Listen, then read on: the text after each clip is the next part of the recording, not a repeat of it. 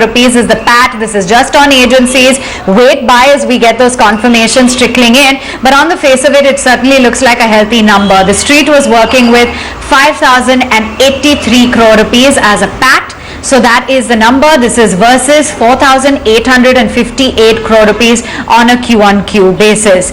Just waiting by for more details, and as they trickle in, I will update you. But if if TCS, if Wipro were anything to go by, then it's going to be stable quarter as well for Infosys. We're working with revenue at 25,336 crore rupees. That will be up about 3.1%.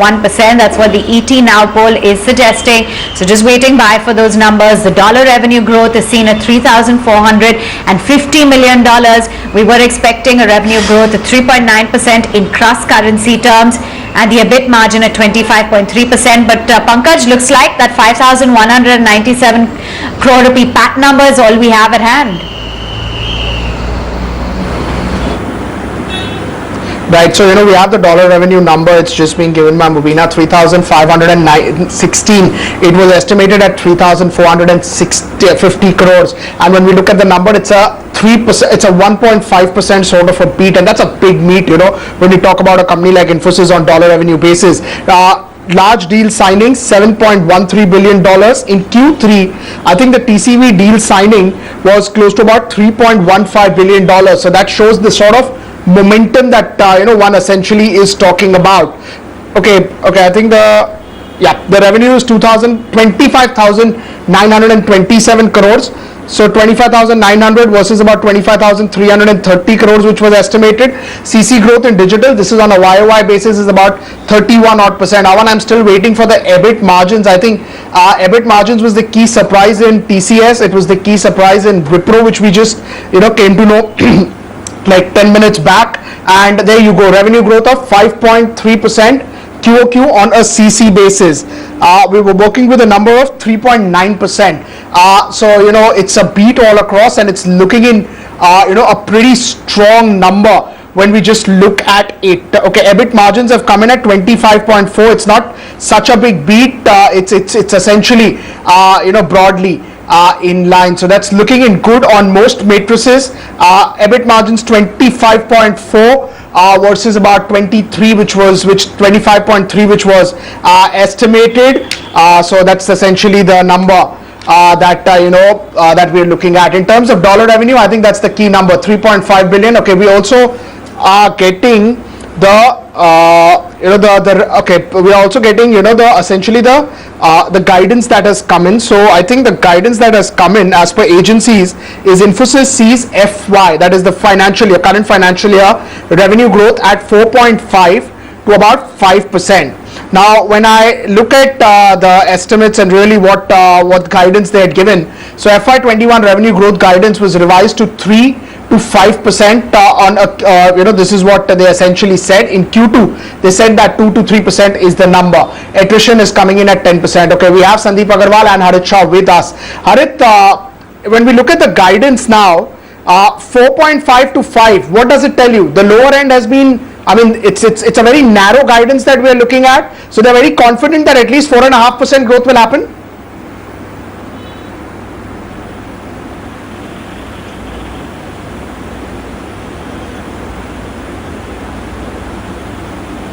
Harit, can you just talk to us about the guidance, 4.5 to 5%?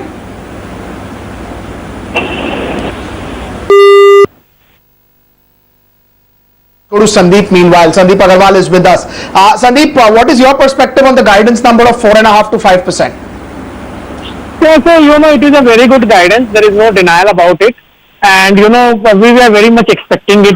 In our preview note also, we forecasted 5.1% constant currency growth and 25.8% EBIT margin, and also an upgrade in guidance. But this is slightly more than what we even anticipated on the guidance. But I think the key mover will be basically, the deal with 7.13 billion. It is like lifetime historical high number, and this will push the growth rate for next year very, very significantly. I think massive. Sandeep, so just that, Sandeep, right? Sandeep, just that our viewers can understand what 7 billion means. Their run rate, if I'm not wrong, was between 3 to 4, right? Even in good times earlier. Yes, broadly, yes. Broadly, yes. So this is a very big jump in the order book.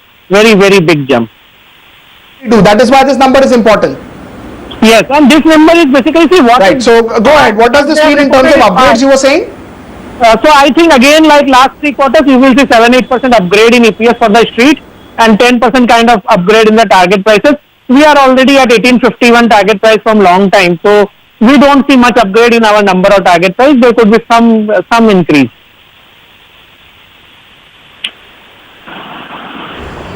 All right, and with those multiple deal wins, this is not coming in as much of a surprise. But let's decode the numbers. Poonam's with us to give us more perspective. Poonam, after TCS, then Wipro, it looks like it's a hat trick. Infosys as well, seeing a pretty stellar quarter.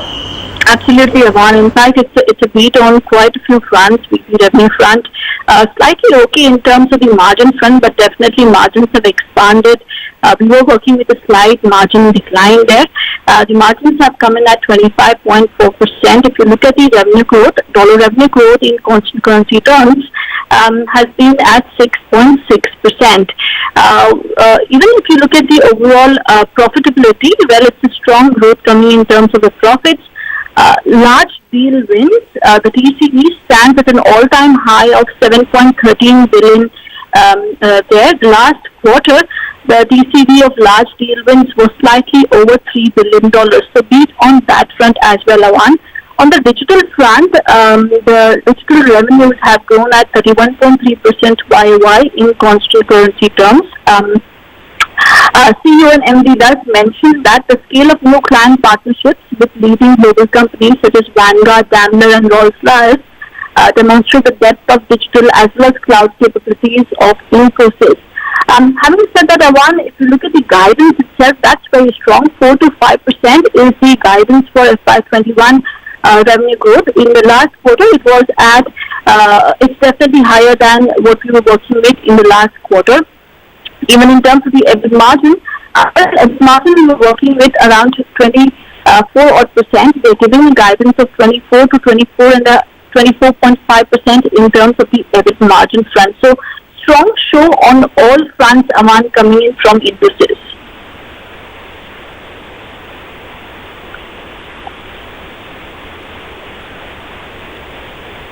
Take you through what Salil Parekh as well has to say. The CEO and Managing Director says the Infosys team has delivered another stellar quarter. The execution of client relevant strategy has been focused on digital transformation, and that's helped them achieve growth ahead of industry. He says the commitment and skill of employees and the drive of the digital journey are matters of great pride. With the intense focus on client needs and the comprehensive foundation built on differentiated capabilities, I remain confident about the future. He also talks about Praveen Rao, that's the COO, says that in the past as well, Infosys has been severely tested and they've been delighted now with the performance, strong revenue performance, large deal wins, healthy operating metrics and continued low attrition. And he believes that not only this gives us an added advantage in these times of distributed working, but also distinct long-term led into the future. So very positive commentary as well coming in from the top brass of Infosys, as the street will be cheering these stellar numbers as well as guidance come tomorrow. Just going to walk you through what exactly the company has delivered. The profits have come in well above what the street was penciling in at 5,197 crore rupees. You've got the revenue at 25,927 crores. That too has come in as quite a healthy beat. In terms of the dollar revenue growth, steady at $3,516 million, and the revenue growth in cross-currency terms at 5.3% sequentially. Sandeep, wanted to get in a sense as to how you believe the stock price of Infosys is going to react, because you know from a lot of the IT services companies, large cap included, you had heard continued optimism on their growth outlook even after adjusting for that low base, and that had been echoed in the Q3 and that had been echoed in the Q2 numbers. So, actually we've snapped that line. So as I was saying, that had been seen in the Q2 numbers. As Pankaj flagged off at the get-go, it's not the first time that we're seeing this healthy trajectory. This is continuing into the quarters, and therefore this optimism being echoed by the managements in Q3 FY21 as well is not coming entirely as a huge surprise. There's been a healthy order pipeline, there's been large deal signings, there's been strong earnings as well that we saw from Accenture, absence of a lot of headwinds like the repeat of the COVID-19 lockdown in Q1. There is no uncertainty with regard to the outcome of the US presidential elections. So all of that as well was being baked into the outperformance factor when it comes to Infosys and Wipro and the like. Do remember you also saw Infosys as well see mega deal wins that crept in the quarter gone by. You had the acquisitions as well, Kaleidoscope, Guide Vision, Blue Archon acquisitions. They signed deals, Pankaj, worth $3.15 billion, which is why it seems like these numbers won't really come in as a surprise. The street was working with a strong performance.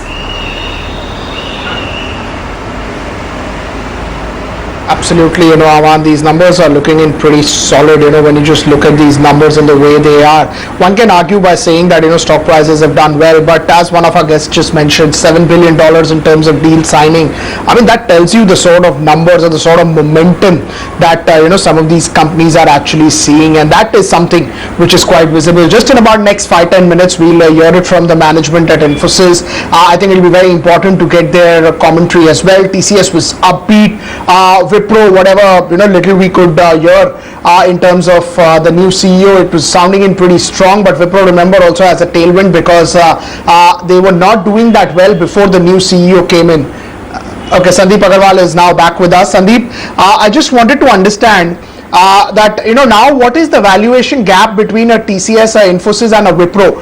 Where essentially do you see more valuation catch up apart from the EPS upgrades that you just spoke to us about? So I think the gap between TCS and Infosys is around 10-12% on FY23 numbers, and Infy and Wipro are broadly, almost negligible gap. I think what will happen is Infosys valuation will move up and probably, get closer to TCS, but there is a very high possibility that, further re-rating of the whole sector happens. See, my big call is because it is a 3-4 year huge take-up cycle, then obviously, you will see lot of stocks getting re-rated continuously. There is very big clarity which is emerging continuously every quarter that, it is a 3-4 year cycle. So all the investors will upfront the multiple. They will not hesitate to upfront the multiple and take the multiple to, 40 times also. We already assigned 40 times to TCS and, 36 times to Infosys. I think that is a fair multiple given the scenario today.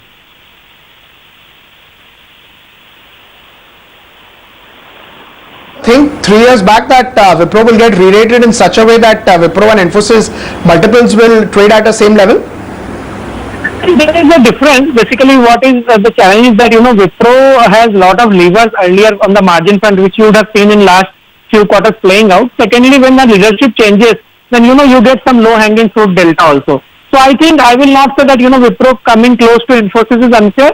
I think that is broadly fair in terms of multiple, but I think Infosys staying at a discount to TCS on multiple is very unfair. It should, narrow that gap or move towards, the TCS multiple. And again, I will say the whole sector multiple again further will re-rate. Keep on re-rating for next 12 to 14 quarters. This is the biggest upcycle after Y2K in my view.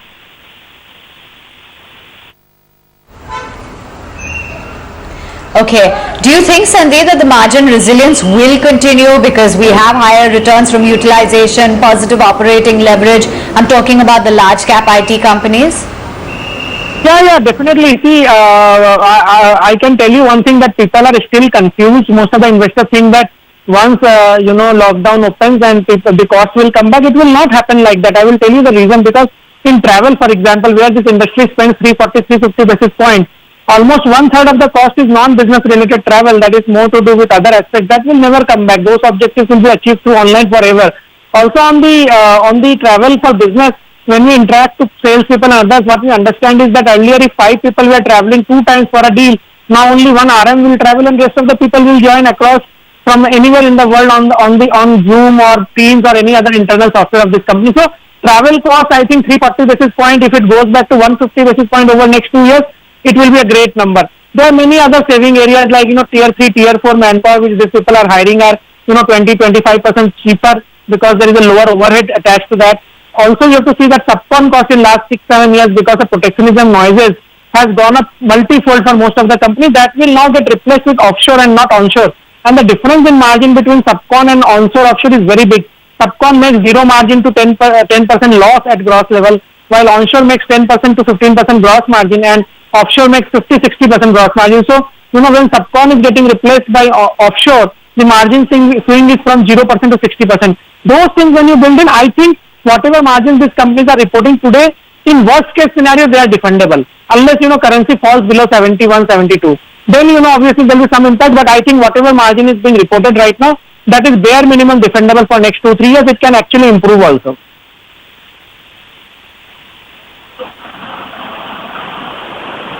To that, just walking you through some more details that we're getting in.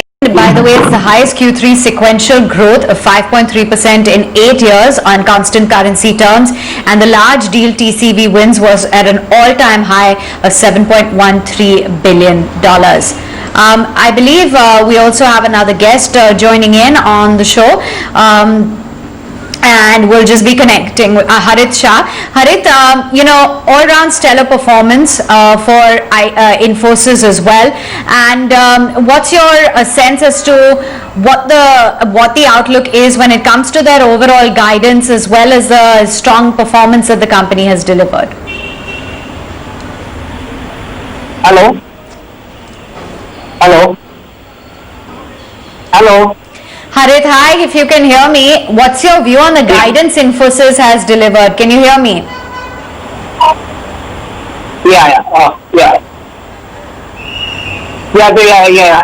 I can hear you. Yes.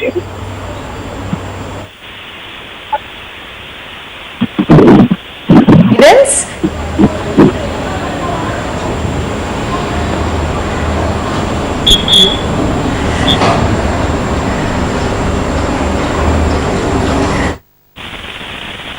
Said that they are guiding for 2 to 3% sales growth in FY21. FY21 operating margins are seen at a range of 24 to 24.5%, and the FY21 revenue growth is seen in the range of 4.5 to 5% in constant currency terms. What have you made of this guidance growth, Harit? Yeah, so I think definitely it is better than what we were expecting. 5.3% in this particular quarter is way above, I think, most of the optimistic estimates as well. And the kind of deal that we have recorded also, is quite exemplary. So, and I think all the companies that have announced numbers so far, TCS, Wipro, Infosys, smaller company like Tata Elxsi, they're all showing, extremely robust traction. So very clearly, we are in a very strong phase of very, very healthy, robust growth that is likely to last several years, at least, next 3 to 4 years at any stretch. And certainly, we should expect some, consistently good financial performances from these companies going forward. So I think, fourth quarter also, I think the exit rate also will be quite healthy leading into FY22. So I think FY22 double-digit growth is pretty much a given. I think the important thing to look at, is beyond FY22, and I think definitely momentum, all data points do seem to suggest, be it the deal flow, be it the deal pipeline, everything does seem to suggest that the revenue momentum across verticals, not just, 2 or 3, verticals, but I think across all the major verticals is very, very robust. So, we do have a positive rating on the company, and I don't think there is any good reason to change that at the moment.